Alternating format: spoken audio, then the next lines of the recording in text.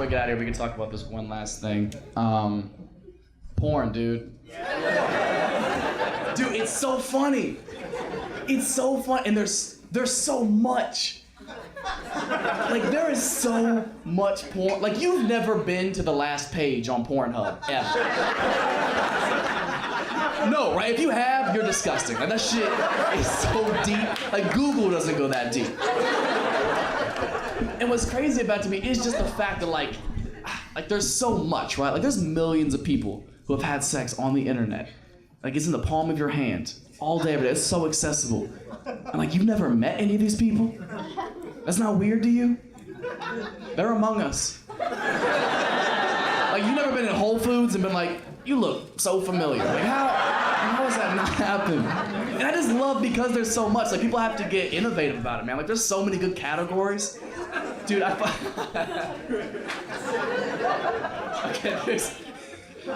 okay. There was one I came across a couple weeks ago, not literally. That's poor choice of words. So it was a couple weeks ago. I get home after like a mildly long day, and I'm doing that, and you know I'm scrolling, looking for a new one. And, like, you know, you've been like seeing it, and like I finally fucking find one. Like I don't recognize the fucking thumbnail for it, so I'm like, all right, click on it. And let me just start this with like, I don't know how to cook at all, not a fucking clue. Wouldn't even attempt it. Like I know nothing about cooking.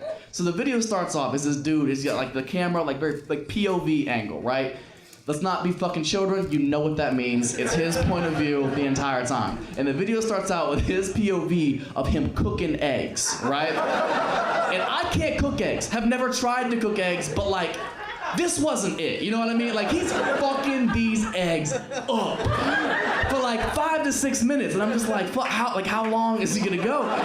So for like 5 to 6 minutes, he's fucking these eggs up. And then like his stepdaughter like comes around the corner of the kitchen and is like, Ron, I really need my permission slip signed to go on this field trip. So he's just like, fucking, how bad do you want to go to the zoo? So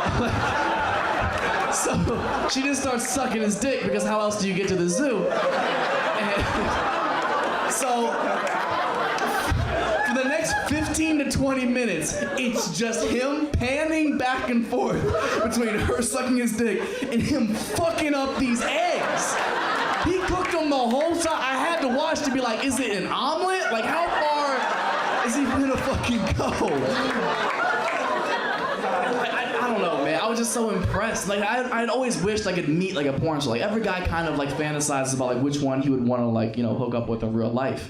But like, fuck, you don't always want to meet your heroes, bro. I met a porn star last summer. It was like meeting Bigfoot. Like, they just don't think it's gonna happen. My roommate and I, we were walking to get lunch, right, in North Hollywood, like 2 blocks from my house. And as we were going into the restaurant, coming out of the restaurant, was this beautiful girl, right? We both turn, we see her, we recognize her. It's Lisa Ann, who, ladies, she's like the #1 porn star in the world. Guys, you know who the fuck I'm talking about. My roommate sees her, loses his shit. He's like, dude, you know who that is? I was like, yeah, I have a right arm, I know who that is. He's like totally fangirling out. He's like, will you take a picture for me? I was like, come on, don't be that dude. He's like, please. Like, fine, whatever. Hands me his phone, runs over to her, asks for a picture. She's very polite, you know, yeah, of course. Puts her arm around his waist, they're posing. I got the camera, 1, 2, 3, take the picture. He's like, you want one? I was like, oh, of course. So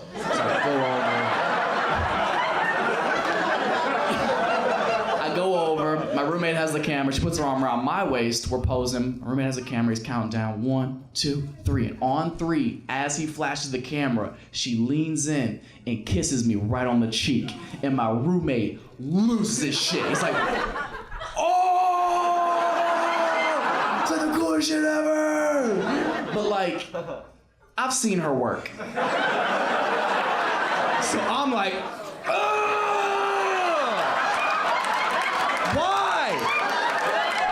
Attempted murder. Like, you can't be out here just putting Mandingo on people's faces, lady. LA's definitely different. Like, your guys' homeless people are real, all right? They are not playing. And Nobody warned me about this. I was at the bus stop waiting for my ride, and one ran up on me and goes, "Excuse me, man, I didn't mean to scare you." I was like, "You just did. That's like the scare you run up. Like, don't do that, you know?" And he just says, "Young man, I was just wondering, how old are you?" I was like, "That's really none of your business, you know?" He just went, "God dang right, it ain't none of my business."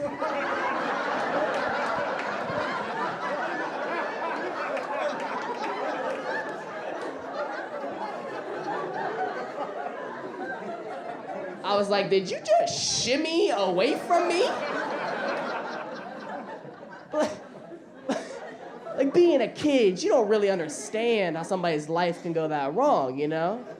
It's like I had to ask him. I was like, "Hey man, like, how'd this happen to you? Like, what's your story?" And he just looked at me and went, which is like the international sign for I'm about to tell you some shit, okay? And he goes, "Man, about 8 years ago, lost my job, wife left me, and I'm losing the house." I said, "Dang, man, I'm sorry to hear that, you know, that's rough." "Yeah, so, about the past 5 years, I've been out here, blowing dudes for money with Jesus in my heart." I was like, what was that last part? Like, you're not gonna rush on by like you didn't just say that, all right? You leave Jesus out of this. My Jesus has nothing to do with that, okay?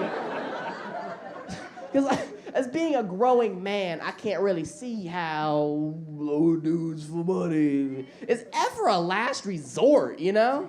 Like, I know if it was mine, a lot of stuff in my life would not be going on right now. Like, if my mom needed a heart transplant, and we were talking to the doctor, and he was like, "Yeah, man, we got another heart right here. We'll switch it on out. Should be perfectly fine. All you gotta do is a little something for me." I hate that I would have to go to my mom and be like, "Hey, Mom.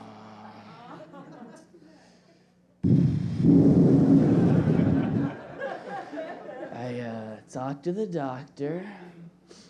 Yeah, said there's nothing they can do. I'm so sorry. I've got to get going. I love you. Have a great day." I'm 21 years old in the year 2017, an era where, let's say, hip-hop music is one of the largest genres of music in the entire world, celebrated by everybody. So because I dress a certain way, talk a certain way, or hang out with certain people, like, the world shouldn't be split up into, like, black people do this, white people do this. If you try to do something another culture's doing, you're trying to, like, take away and be something you're not. Like, that divides us, not brings us together. Now, if you think about it, my entire generation basically is cultural appropriation. Which, for those of you who don't know what that is, that's when you take a part of someone else's culture, incorporate it into yourself, or your art form, whatever it is you do to better yourself where you're putting it towards. And she goes, "You don't find that to be stealing." I said, "No, it's learning." Because if you think about it, the more you learn about someone, the more you understand them, right? And the more you understand them, the more likely you are to get along with them, right? So it's all about common ground. For example, when I walked on stage, I'm sure every dude in here was like, "Man, I got nothing in common with this dude, probably not gonna like him, probably not gonna think he's funny." But as soon as I come up here and say something like, "Who in here like big titties?" all those guys are like, "Let's give him a chance."